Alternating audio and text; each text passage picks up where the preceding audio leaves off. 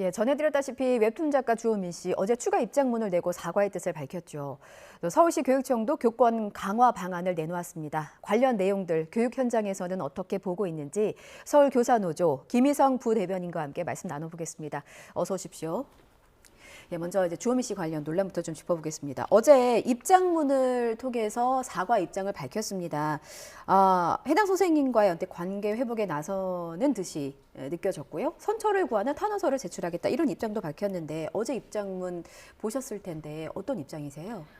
우선은 이 아동학대 사건이 민사가 아니라 형사다 보니까 보시면 탄원서를 이제 제출하겠다라는 부분에서 예. 보시면 아시겠지만 이제 민사였으면 사실 뭐 소를 취하한다든지 이렇게 해서 조금 더 빠르게 원만한 해결이 될 텐데 예. 이게 이미 고발이 들어갔기 때문에 사실 선생님이 재판의 과정을 겪으셔야 된다 사실은 어떻게 보면 변함은 없거든요. 그래서 이 사건이 뭐 입장문의 내용 자체가 문제가 아니라 이제 그 특수 선생님도 전국에 계신 다른 특수 아동들이나 특수 아동을 가르치고 있는 이제 다른 교사분, 그다음에 부모님, 그리고 사실은 이 아이가 특히 또 얼굴도 알려지기도 했기 때문에 또 해당 아이까지 다 조금 모두에게 안타까운 상황이 사실 연출된 것 같아서 어느 정도 이제 잠재우려지라는 그런 노력이 느껴지기는 했지만 이렇게 상황이 일어난 것 자체가 이렇게 신고라는 것이 좀 쉽게 이루어진 것 자체가 좀 많이 안타까운 상황입니다. 예, 신고가 좀 쉽게 이루어졌다 말씀하셨고 또 무엇보다 이제 주호민 씨도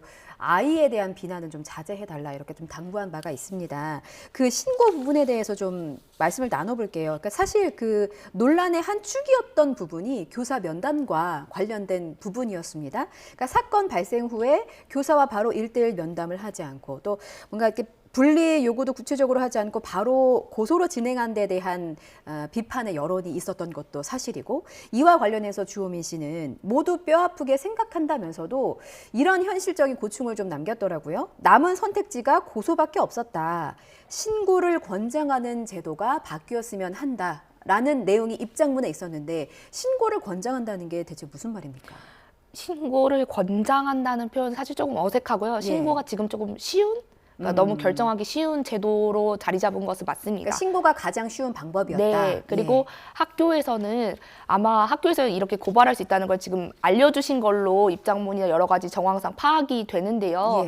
문제는 뭐냐면 이제 학부모나 혹시 아동 측에서 이제 학대라고 이제 주장을 하는 경우에 학교장 같은 경우는 인지를 하면 학대라고 인지를 하면 또 신고해야 될 의무가 있습니다. 학교장 역시도 그 교원을 그런 상황에서 실제로 이 사건은 뭐 직접 고소한 상황이지만 의외로 학교장이 또 교사를 직접 고발하는 그런 사례들이 현장에는 더 많이 있거든요. 그래서 이런 상황도 아마도 그러니까 학부모의 민원을 받으면 학교장이 교사를 상대로 네, 단순한 민원이면 이제 그렇진 않지만 이제 학부모가 그런 민원 과정에서 학대가 있었다라고 주장을 하는 경우에는 이것을 학교장은 학대가 있었다고 인지를 하면 또 신고할 의무자이기 때문에 이게 지속적으로 선생님이 저희 아이 학대하는 것 같아요라고 얘기하면 학교장 입장에서는 이것을 인지했다고 사실 해석할 수 있는 여지가 있고 실제로 만약에 이런 경우 학교장이 고발에 나서지 않은 경우에 학교장이 같이 고발을 당하는 사례들도 있기 때문에 학교에서 아마 좀 방어적으로 좀 대처를 하지 않았을까라고 추측을 해봅니다.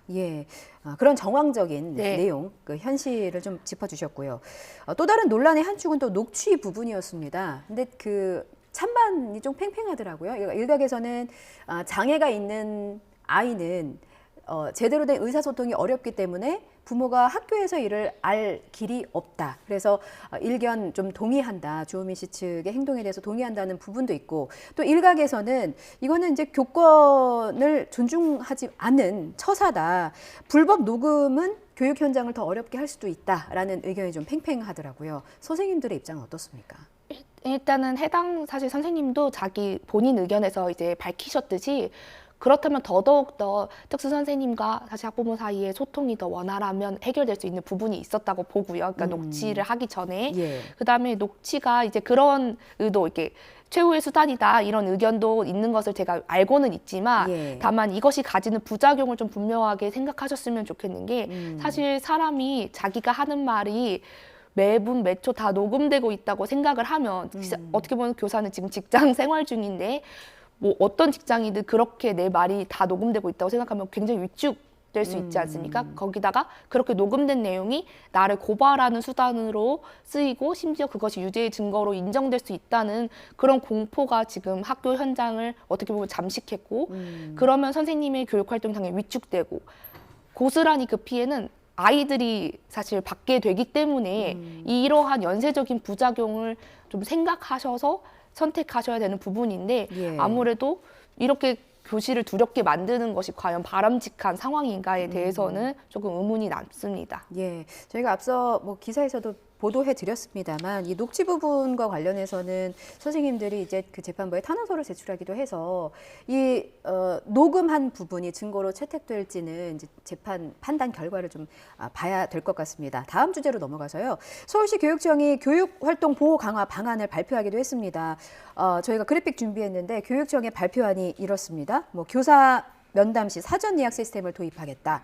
민원인 대기실을 시범 운영하겠다. 여기엔 또 CCTV가 설치가 되고요. 이게 지금 크게 이제 4가지 사항을 저희가 그래픽으로 정리를 해봤는데 이 안과 관련해서 현장 선생님들의 평가는 어떻습니까?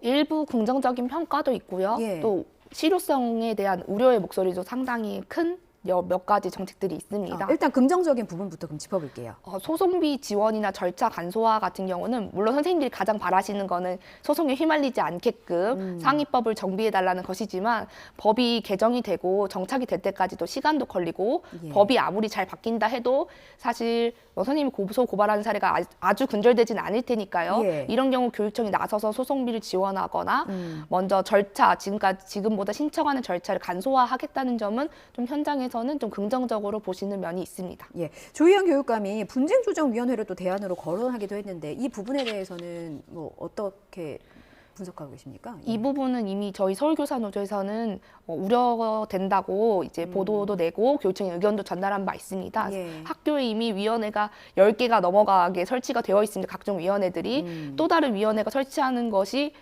제대로 작동할지 기존에 있는 교권보호위원회나 뭐 학교폭력위원회나 등등 몇 가지 위원회들이 사실 잘 작동하지 않는 사례들이 이미 누적되어 있기 때문에 물론 뭐 몇 가지 보완 사항을 같이 덧붙이긴 했지만 예. 이것이 어느 정도 효과가 있을지에 대해서는 현장에서는 다 좀 한 목소리로 우려가 된다라고 이야기하고 있는 상황입니다. 조혜연 교육감이 제시했던 분쟁조정위원회는 유명무실할 것이다라는 게 이제 그 선생님들의 주된 입장이셨군요. 아쉬운 부분도 있다고 평가하셨는데 어떤 부분이 좀 아쉬우셨어요? 민원에 관한 부분인데요. 예. 물론 선생님 현장에서 이제 민원을 직접 받지 않는 무언가 제도를 만들어 달라는 요구가 있었던 것은 맞습니다.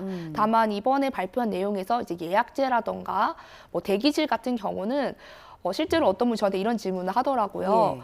그럼 그냥 예약 안 하고 찾아오는 분은 어떻게 할 것인가?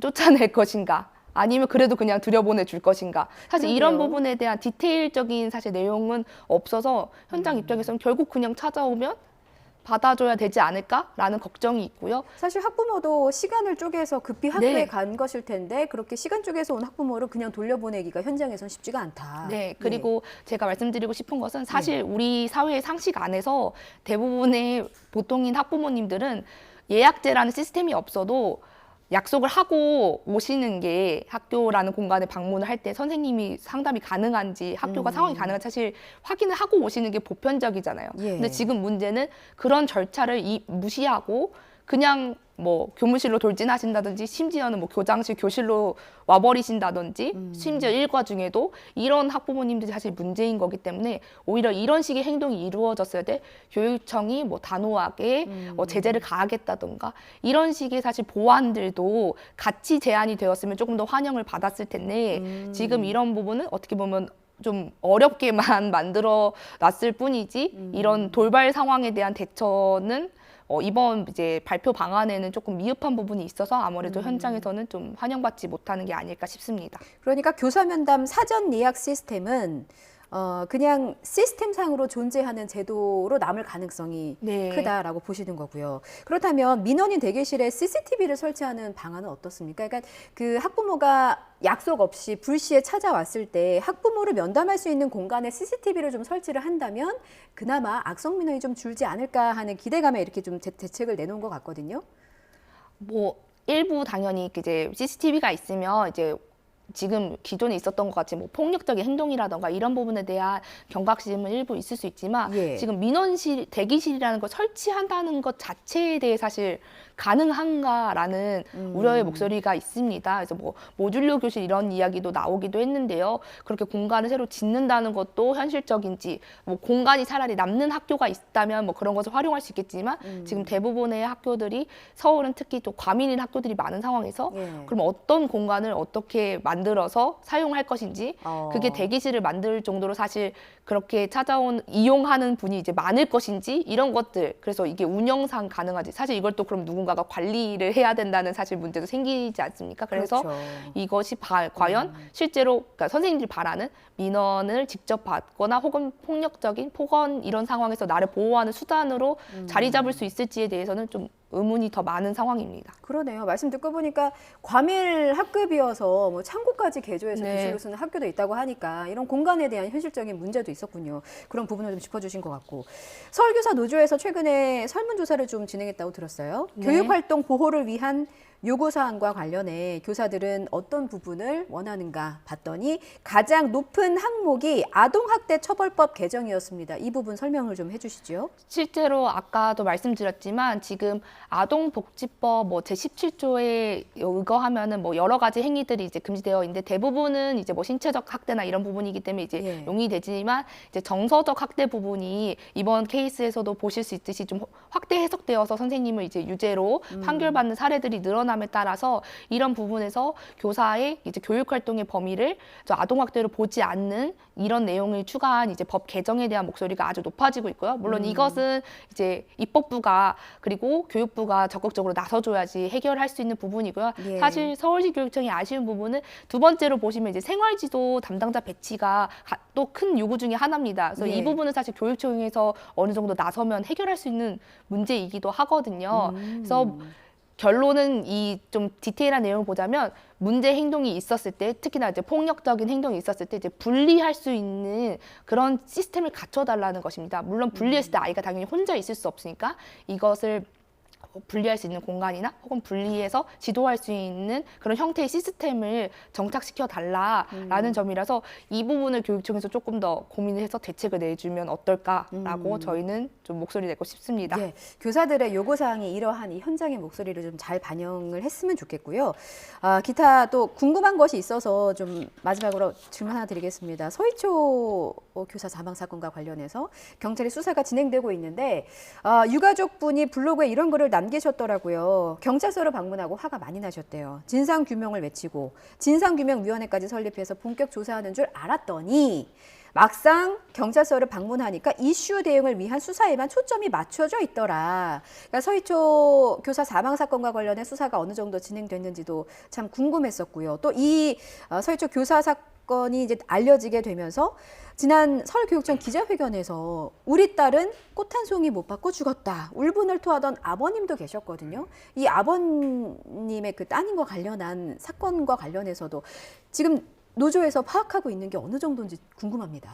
일단은 서희초등학교 같은 경우는 지금 저희가 기존에 보도했던 내용과 크게 다르지 않은 내용들이 전혀 경찰 수사에서 밝혀진 바가 없습니다. 그래서 경찰은 저희는 사실 제보만 받았는데 경찰은 핸드폰도 있고 일기장도 있고 뭐 컴퓨터 열어볼 수도 있고 증거들이 더 네, 많은데. 탐문 같은 것도 더 할 수 있는 여건이 있는데도 예. 새로운 사실이 전혀 나오지 않는다는 것이 저희도 답답하니 이제 유족분들도 아마 답답할 수밖에 없는 상황이라고 보고 있고요. 예. 실제로 곧 있으면 이제 4일에도 뭐 발표가 있을 것이고 이제 수사가 마무리 단계다라고 이야기가 되고 있는데 그런 상황에서 뭔가 좀 밝혀진 부분, 특히나 핸드폰 번호를 이제 알려준 적이 없는데 취득해서 전화했다 이런 부분은 사실 어떻게 보면 범죄라고도 볼 수 있는 그런 상황이 있음에도 불구하고 이런 부분에 대한 조금 발표나 조사의 진전이 없는 부분은 굉장히 안타깝고요.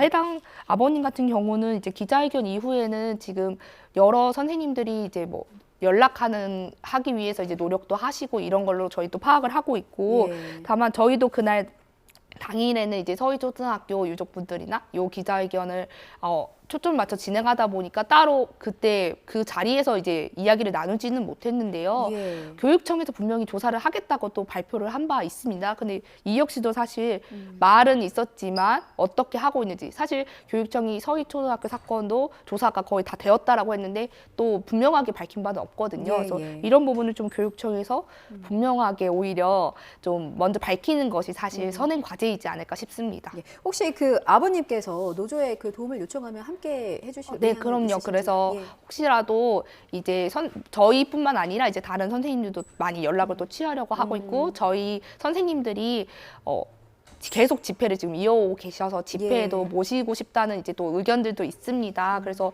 어떠한 형태로든 마음이 이제 가지는 방향이 있으시다면은 적극적으로 어떤 선생님들이든 다 도와드릴 마음이 열려 있기 때문에 연락을 주시면 좋을 것 같습니다. 예, 알겠습니다. 서희초 교사와 관련해서도 좀 수사가 미진하다는 지적이 있었고 답답함을 토로하셨는데 좀 뭔가 진전된 수사 결과가 나왔으면 하는 마음입니다. 여기까지 듣겠습니다. 지금까지 서울교사노조 김희성 부대변인이었습니다. 감사합니다.